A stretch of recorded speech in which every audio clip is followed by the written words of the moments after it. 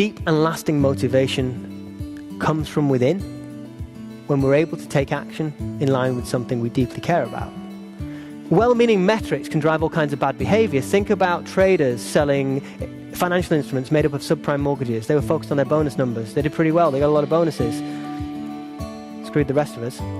General Motors had a target to always turn out so many cars. They were great at turning out that many cars. They hit their production target. It turned out a lot of really badly made cars. Well-meaning metrics can often drive bad behaviors. Equally, well-meaning metrics can often stifle good behaviors that might be there naturally. So, a daycare centre introduced a fine for parents who were picking their kids up late. 2 weeks after introducing the fine, twice as many parents were picking their kids up late than before. Why?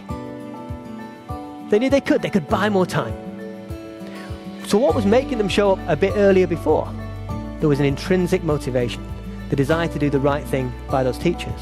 When you insert the incentive, the carrot or the stick, you take away the intrinsic motivation.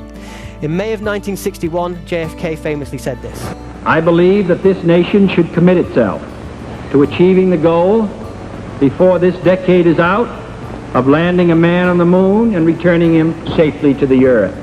When he said it, they had no earthly idea how they were going to do it. They didn't have the people, they didn't have the technology. But that clarion call, that uniting purpose, motivated people to figure it out. That's what drives motivation, a deeper sense of purpose, something intrinsic. But what happens if you don't have that? Well, the Chinese army has a punishment. They get soldiers who've committed some kind of crime to dig a big hole. They spend 6, 7, 8 hours digging this hole. Then they get them to do what? Yeah, fill it back in again. Because nothing is more soul-destroying than work without purpose. So when we fail to be clear for ourselves about why we get out of bed, when we fail to be clear for the teams we work in, what difference we're trying to make and how that lines up with the department and the organization, we commit ourselves to work without purpose. I think of it as a North Star. Imagine travelers before sat-nav. They could look up into the sky, see the North Star, and know they were heading in the right direction.